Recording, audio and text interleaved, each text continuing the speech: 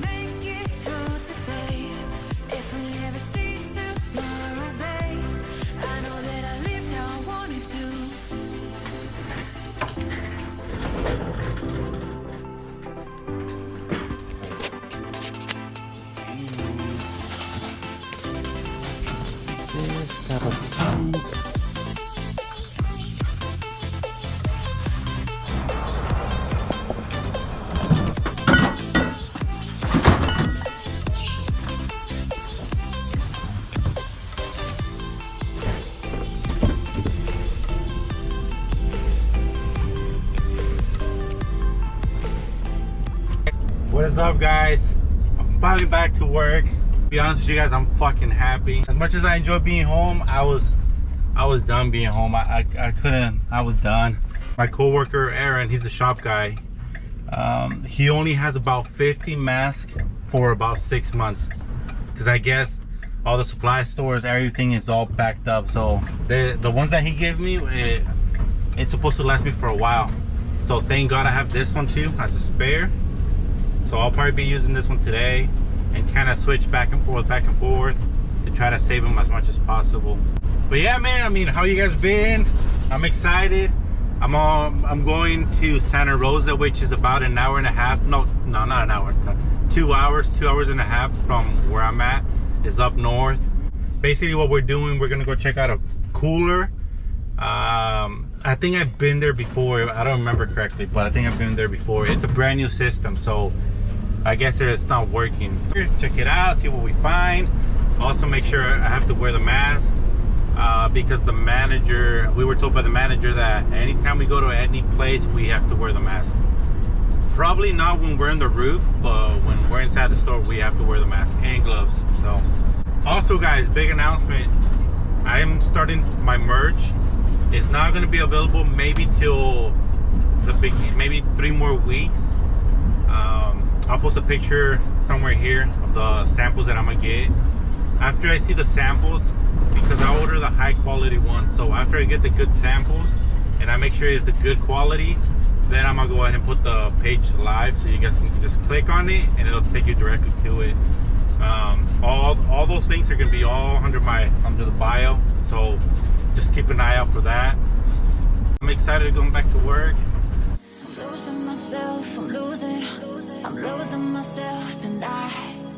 Losing myself, I'm losing myself tonight. With your love, with your love. I don't know if you guys can hear it, but it's hissing, so it might be low on charge. 66. So I'm gonna go ahead and check that temp control, make sure the solenoid is activated, and then go up to the roof. So I was told by the manager right now that we have to wear our mask and our gloves at all times. So that's kind of crazy.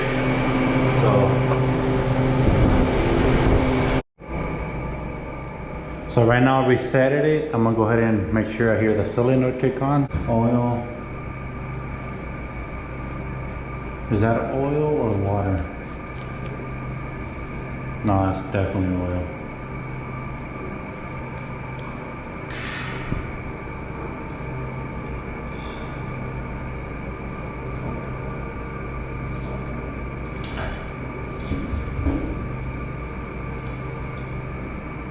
Yeah, definitely oil.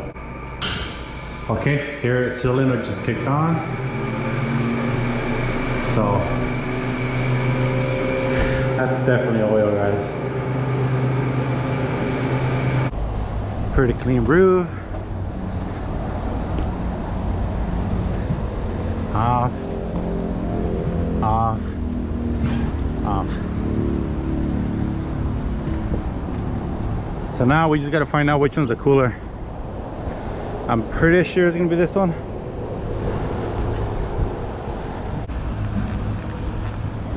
All right, guys, so we do have a little bit of pressure. We have 92, 92, so it's equalized. So let's go ahead and turn it back on. 103, 112. Nothing on the side glass.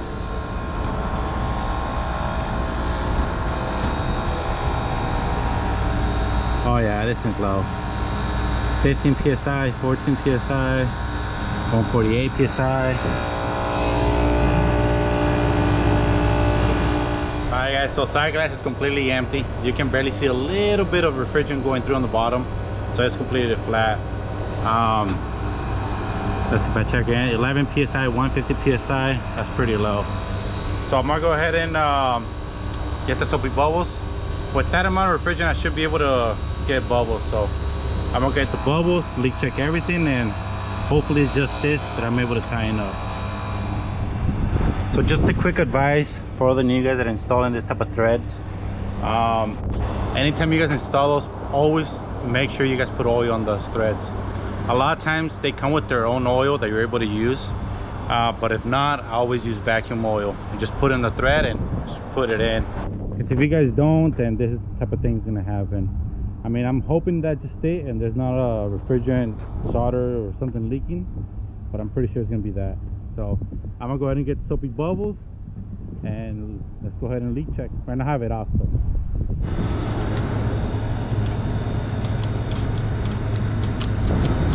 So I don't see no leaks. So I'm thinking this oil must have been from the install job. Whenever they perform the install. Because I don't see no leaks whatsoever. So now let me go ahead and take the gauges off. And leak check the shred cord. Nothing.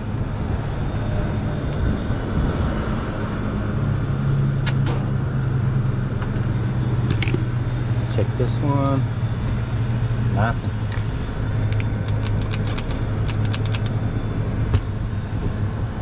Nothing whatsoever.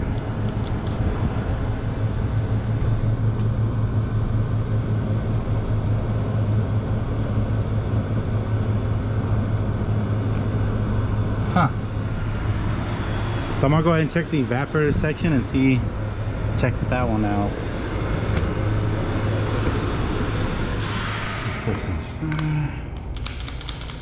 I think I might have found the leak, guys. There's a bunch of it. It'll be right there. I don't know if you guys can see it, but it's probably.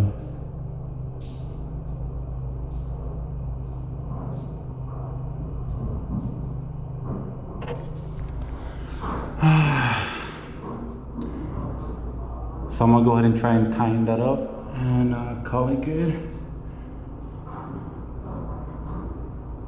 Damn. Nothing now looks with oil. No. Mine's are a little tiny flush though.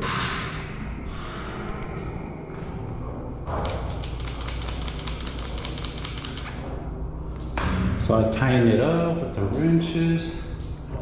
Let's check it out. I don't see no leakage. I don't see no bubbles. We're looking good. No bubbles in this one either. Looking good. I think we're good, guys.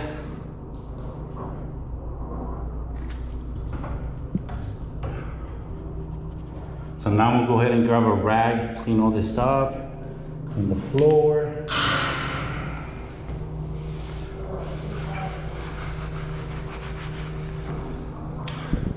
Clean all that area. So now what I'm gonna go ahead and do, I'm gonna go ahead and charge it up. After I charge it up, I'm gonna go ahead and leak check the whole line set, fittings, everything with the electrical leak detector, and then we should be good.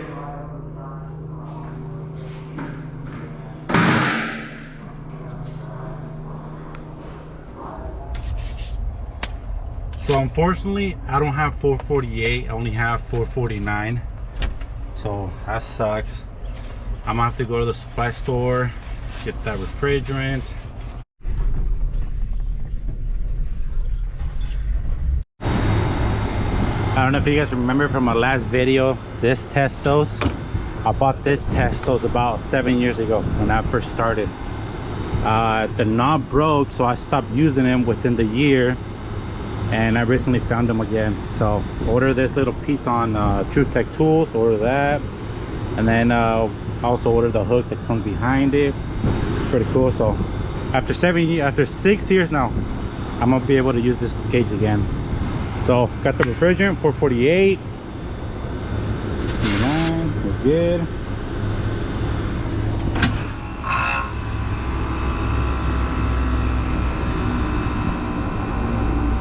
Side glass was flashing a lot, so right now it's charging, letting a little bit at a time.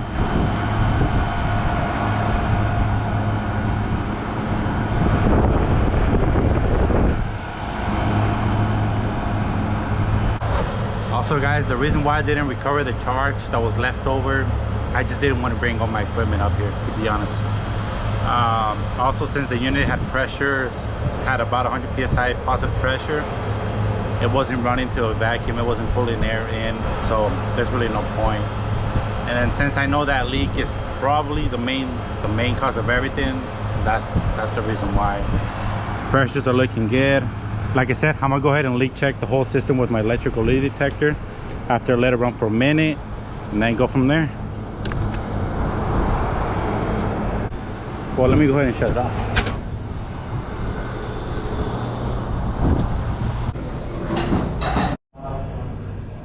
Alright guys, so I shut off the fans. Fans are off, cylinder's off, everything's off.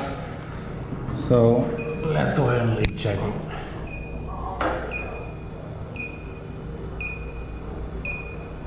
I'm not getting anything.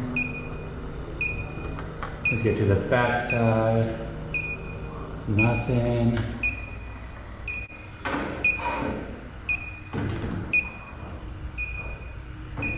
Nothing. A lot of times if there's leaks on this section, you're able to put your leak detector through the back hole and detect it right away. So that's what I like to do. I just like to put my leak detector inside there. Nothing. Just double check again. Nothing. Alright, let's verify again. Nothing. And I know there's no leaks inside here, guys, because this whole thing is one whole piece going all the way down. So we're looking good. Leak check this too, because I've seen a lot of this leak from here. We're good. Let's get the leak detector. Alright, let's check. Am I getting anything? Nothing. Connections. Filter dryer. Nothing. Cap on receiver. Nothing.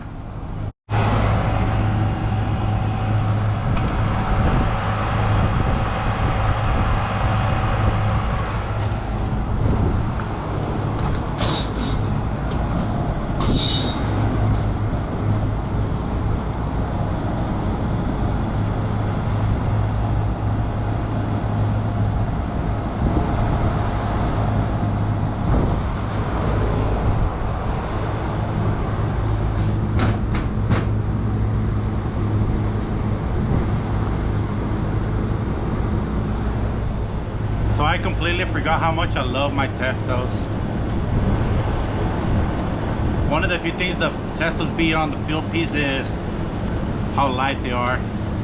That's the only one thing I don't like about the field piece, that they're so bulky. They're heavy, and the Testos are slim. They don't weigh as much. I don't know.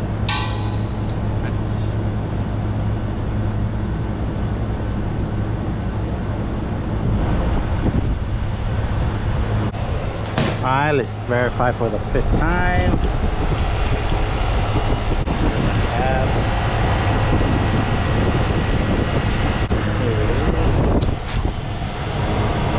I'm not a big fan of this type of caps, the plastic ones, but I ran out of the metal ones, the brass ones. Go ahead and check this out.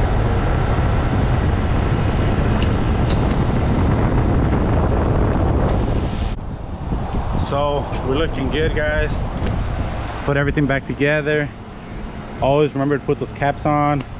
Also label the walk-in cooler R448, freezer, and then that's gonna be the recharger. So pretty easy. One thing I always like to do, guys, is label my unit. Anytime I work on any system, I label it, because the next set that comes on is gonna save at least 30 minutes trying to find out which one's which. So always label your systems to help out the next guy, especially when they're on call and it's an on-call service call. You're literally saving their butt too by labeling every unit. So we're looking good. Side glass is still full. Condenser has a fan cycle switch, so it turns on and off when it needs to. I didn't see no more oil anywhere else, so I feel like we're gonna be good, guys. So let's go ahead and check the temperature on the bottom. I'm gonna go ahead and weigh how much refrigerant I put in, and then we should be good.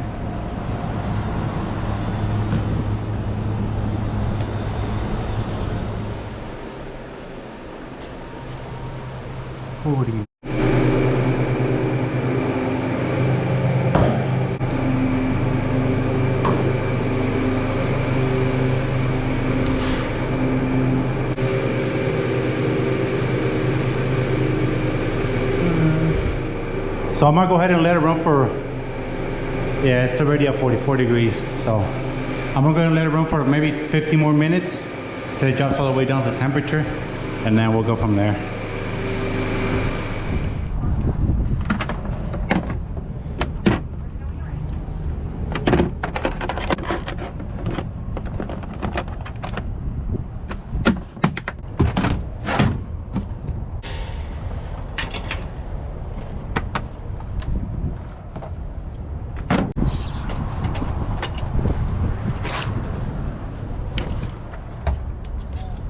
Put this back in.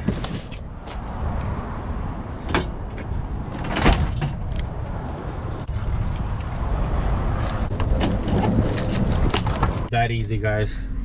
Easy. So yeah, guys, just a quick tip for the new guys. Anytime you guys install those type of threads, always put some oil on them, because then you're gonna mess up the threads and it's gonna create a feature callback. I mean, which is fine because it's job security for me, but just a quick FYI. But yeah, guys, now I'm on my way home. I'll probably be home in around 3 hours, because I'm pretty far out here. So by the time I get home, I'll probably get 9 hours of work today, just with one single service call. And those for those who've been asking, like, oh, how does your company make money off of that if it's 8 hours for one job?